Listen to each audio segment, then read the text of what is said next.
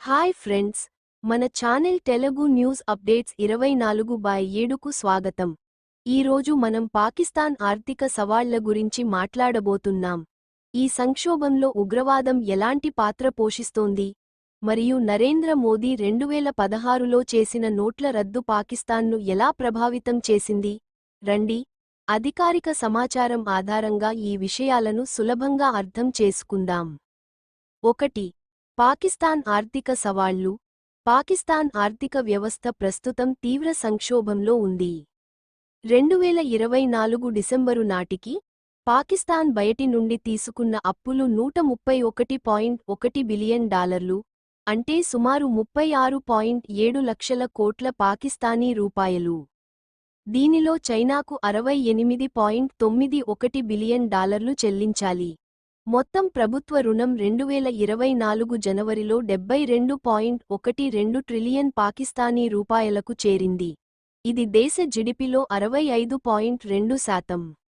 ఈ రుణాలను తీర్చడానికి 2024-25లో $5.2 ట్రిలియన్ పాకిస్తానీ రూపాయలు ఖర్చు అవుతాయి. ఇది ప్రభుత్వ ఆదాయాన్ని మించిపోతోంది. విదేశీ మారక నిల్వలు 2025 ఫిబ్రవరిలో $13.15 బిలియన్ వద్ద ఉన్నాయి. ఇవి ఒక నెల దిగుమతులకు కూడా సరిపోవు. 2023లో ద్రవ్యోల్బణం 38%కి చేరింది. ఆహారం, ఇంధన ధరలు ఆకాశాన్ని తాకాయి.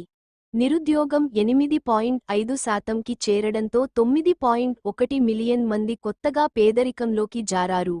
వాణిజ్య లోటు 2021-22లో $44.71 బిలియన్. ఎందుకంటే పాకిస్తాన్ ఆహారం, ఇంధనం దిగుమతులపై ఆధారపడుతోంది, కానీ ఎగుమతులు తక్కువ విలువైన వ్యవసాయ, వస్త్ర ఉత్పత్తులపైనే ఉన్నాయి. పన్ను సేకరణ కేవలం జిడిపిలో 10% మాత్రమే. ఇది IMF రుణగ్రహీతలలో అత్యల్పం. రాజకీయ అస్థిరత, తక్కువ ఉత్పాదకత ఈ సమస్యలను మరింత తీవ్రతరం చేస్తున్నాయి. భారతదేశం పాకిస్తాన్ ఆర్థిక సవాళ్లలో ప్రత్యక్షంగా కంటే పరోక్షంగా పాత్ర పోషిస్తోంది. 2019 పుల్వామా దాడి తర్వాత భారతదేశం పాకిస్తాన్కు MFN హోదాను రద్దు చేసి దిగుమతులపై అధిక సుంకాలు విధించింది. దీనివల్ల పాకిస్తాన్ నుండి భారత దిగుమతులు 2018-19లో $500 మిలియన్ నుండి 2023-24లో $4,80,000కు పడిపోయాయి.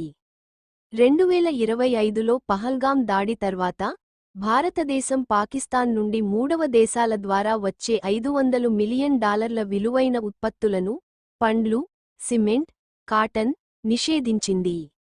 ఈ ఆంక్షలు పాకిస్తాన్ ఎగుమతి ఆదాయాన్ని తగ్గించాయి, కానీ భారత ఆర్థిక వ్యవస్థపై ఈ చర్యల ప్రభావం చాలా తక్కువ. భారతదేశం పాకిస్తాన్ మధ్య కాశ్మీర్ వివాదం, సరిహద్దు ఉద్రిక్తతలు ఆర్థిక సహకారాన్ని అడ్డుకుంటున్నాయి. 1965 యుద్ధం వల్ల పాకిస్తాన్ విదేశీ సహాయం తగ్గి పారిశ్రామిక వృద్ధి 10%కి పడిపోయింది. భారతదేశం గల్ఫ్ దేశాలతో, సౌదీ, UAE బలమైన సంబంధాలు నెలకొల్పడంతో పాకిస్తాన్ యొక్క సాంప్రదాయ మిత్రదేశాల ప్రభావం తగ్గుతోంది. ఉదాహరణకు, 2023లో భారతదేశం UAE వాణిజ్యం $100 మిలియన్ చేరగా పాకిస్తాన్ కేవలం $25 మిలియన్ పెట్టుబడులను ఆశిస్తోంది. ఇండస్ నీటి ఒప్పందం 1960 ప్రకారం భారతదేశం పాకిస్తాన్కు నీటిని పంచుకుంటుంది. ఇది దాని జిడిపిలో 21%కి సహకరిస్తుంది. చైనా పాకిస్తాన్ ఆర్థిక కారిడార్ CPEC లో భారతదేశం ఆందోళనలు వ్యక్తం చేస్తోంది, ఎందుకంటే ఇది చైనా సైనిక ఉనికిని పెంచుతుందని భావిస్తోంది. భారతదేశం డుక్మ్ ఓడరేవు, ఒమన్ వంటి వ్యూహాత్మక చర్యలతో స్పందిస్తోంది. ఇది CPEC వాణిజ్య మార్గాలను పరోక్షంగా ఆటంకపరచవచ్చు. 3. మోదీ నోట్ల రద్దు పాకిస్తాన్ పై ప్రభావం. 2016 నవంబర్ 8న ప్రధానమంత్రి నరేంద్ర మోదీ భారతదేశంలో 500 మరియు ₹1000 నోట్లను రద్దు చేశారు. దీనిని డిమోనిటైజేషన్ అంటారు. ఈ చర్య లక్ష్యం నల్లధనం, ఉగ్రవాద ఫైనాన్సింగ్ మరియు నకిలీ నోట్లను అరికట్టడం. ఈ నిర్ణయం పాకిస్తాన్ పై గణనీయమైన ప్రభావం చూపింది, ముఖ్యంగా ఉగ్రవాద ఫైనాన్సింగ్ మరియు నకిలీ భారతీయ కరెన్సీ నోట్ల FICN పై. నకిలీ నోట్ల నిర్మూలనం. అధికారిక నివేదికల ప్రకారం పాకిస్తాన్ నుండి భారతదేశంలోకి గణనీయమైన మొత్తంలో నకిలీ భారతీయ నోట్లు సరఫరా అవుతున్నాయి. ఇవి ఉగ్రవాద కార్యకలాపాలకు ఫైనాన్సింగ్ కోసం ఉపయోగించబడుతున్నాయి. 2016 నాటికి ఈ నకిలీ నోట్ల విలువ సుమారు 400 కోట్ల రూపాయలుగా అంచనా వేయబడింది. డిమోనిటైజేషన్ వల్ల ఈ నోట్లు రాత్రికి రాత్రి చెల్లని కాగితాలుగా మారాయి.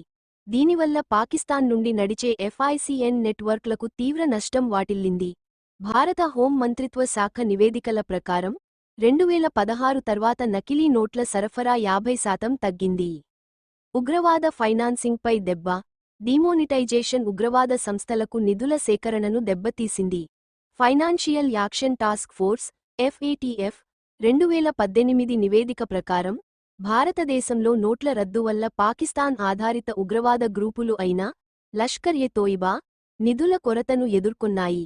ఈ గ్రూపులు నకిలీ నోట్ల ద్వారా భారత ఆర్థిక వ్యవస్థలోకి చొరబడి ఆ నిధులను ఉగ్రవాద కార్యకలాపాలకు ఉపయోగించేవి. డిమోనిటైజేషన్ ఈ వ్యవస్థను తాత్కాలికంగా నిలిపివేసింది. పాకిస్తాన్ ఆర్థిక వ్యవస్థపై పరోక్ష ప్రభావం. నకిలీ నోట్ల ఉత్పత్తి పాకిస్తాన్లోని కొన్ని అనధికార ఆర్థిక నెట్వర్క్లకు ఆదాయ వనరుగా ఉండేది. ఈ నెట్వర్క్లు దెబ్బతినడంతో పాకిస్తాన్ యొక్క అనధికార ఆర్థిక వ్యవస్థలో స్వల్ప నష్టం జరిగింది. అయితే దీని ఖచ్చితమైన విలువను అంచనా వేయడం కష్టం. అధికారిక నివేదికల ప్రకారం ఈ ప్రభావం పాకిస్తాన్ మొత్తం ఆర్థిక సంక్షోభంతో పోలిస్తే చాలా తక్కువ. దీర్ఘకాలిక ప్రభావం. డిమోనిటైజేషన్ తర్వాత భారతదేశం డిజిటల్ లావాదేవీలను ప్రోత్సహించడం, బ్యాంకింగ్ వ్యవస్థను బలోపేతం చేయడం వంటి చర్యలు తీసుకుంది. దీనివల్ల నకిలీ నోట్ల సరఫరా మరింత కష్టతరమైంది. పాకిస్తాన్ ఆర్థిక సంక్షోభానికి ప్రధాన కారణాలు దేశీయ విధాన వైఫల్యాలు, అధిక రుణం, తక్కువ పన్ను సేకరణ, మరియు రాజకీయ అస్థిరత.